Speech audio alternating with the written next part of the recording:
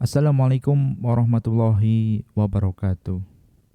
Di video kali ini kita akan membahas nasib orang yang dermawan meskipun dia sendiri dalam kondisi yang kesulitan. Apa yang terjadi dengan orang yang seperti ini? Simak terus videonya sampai selesai. Yang belum subscribe silahkan untuk subscribe terlebih dahulu.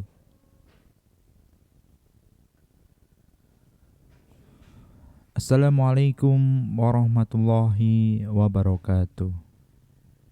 Innal hamdalillah nahmaduhu wa nasta'inuhu wa na'udzu billahi min shururi anfusina wa min sayyiati a'malina may yahdihillahu fala mudhillalah wa may yudhlilhu fala hadiyalah. Asyhadu an la ilaha illallah wahdahu la syarikalah lahul mulku wa lahul hamdu wa huwa ala kulli syai'in qadir. Sebelumnya marilah kita panjatkan puji syukur kehadirat Allah Subhanahu wa taala yang telah memberikan banyak kenikmatan sehingga pada kesempatan kali ini kita bisa sama-sama belajar di channel ini, channel Menjemput Kaya.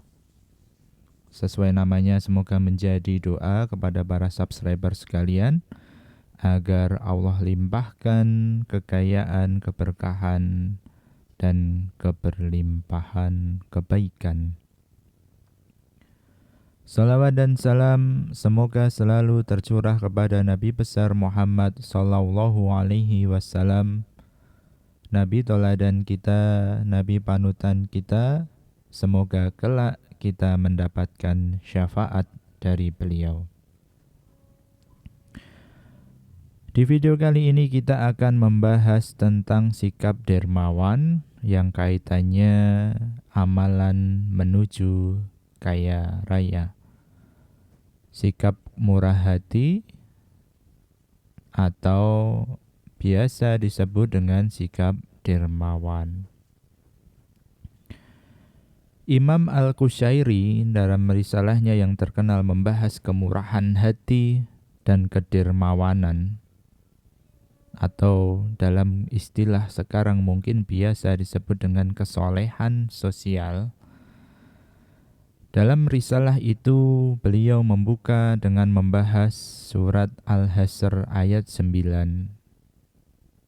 Dalam surat ini memuat sifat kemurahan hati orang yang beriman untuk berbagi meski mereka sendiri juga sedang mengalami kesulitan dan membutuhkan. Allah Subhanahu wa taala berfirman, mereka mengutamakan orang lain meski diri mereka kesulitan juga. Quran surat Al-Hasyr ayat 9. Al-Husairi juga mengutip hadis yang memuat keutamaan kemurahan hati dan sikap dermawan. Bahkan hadis ini menjelaskan bahwa Allah lebih menyukai orang yang soleh secara sosial daripada ahli ibadah yang bersifat ritual. Dari Aisyah radhiyallahu anha, ia berkata Rasulullah sallallahu alaihi wasallam bersabda, orang dermawan dekat dengan Allah, dekat dengan manusia, dekat dengan surga, dan jauh dari neraka. Sebaliknya orang yang kikir jauh dari Allah, jauh dari manusia, jauh dari surga, dan dekat dengan neraka. Orang bodoh yang dermawan lebih disukai oleh Allah daripada ahli ibadah yang kikir.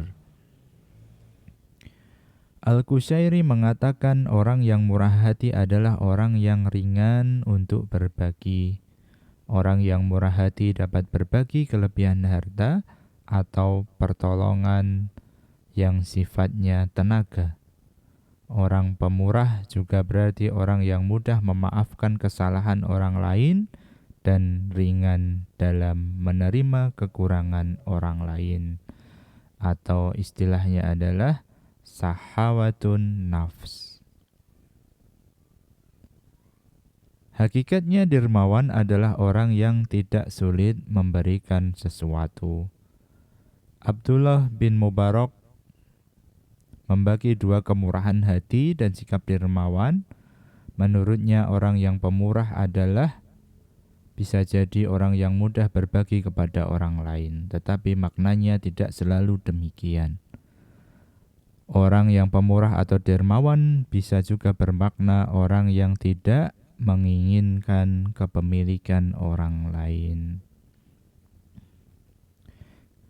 Abdullah Ibnul Mubarak mengatakan kelapangan hati terhadap milik orang lain lebih utama daripada kemurahan hati untuk berbagi. Masya Allah. Dan ini adalah rumus keberlimpahan. Kalau ingin kaya, jangan hasad terhadap apa yang dimiliki orang. Karena tidak lapang terhadap milik seseorang adalah mindset bahwasanya segala sesuatu di dunia ini terbatas dan kita berpikir untuk tidak kebagian. Namun kalau kita lapang terhadap milik orang lain, maka kita secara tidak langsung yakin bahwasanya kita juga akan dapat. Dan pikiran-pikiran inilah yang akan dikabulkan oleh Allah Subhanahu wa Ta'ala. Sebagaimana dalam Islam diajarkan bahwasanya Allah sesuai dengan prasangka hambanya. Demikian benang merah antara dermawan dan kaya yang secara logika kita berbagi kepada orang lain, namun Allah justru membalasnya dengan kebaikan yang banyak. Tidak hanya harta, tapi juga kenikmatan yang lain, sehingga balasannya sangat banyak melebihi ekspektasi yang kita pikirkan.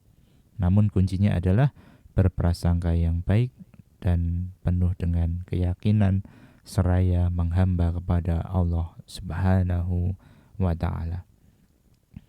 Demikian saudaraku, hari ini ketika video ini diupload hari Kamis, artinya besok ada waktu yang mustajab setelah sholat asar sampai maghrib.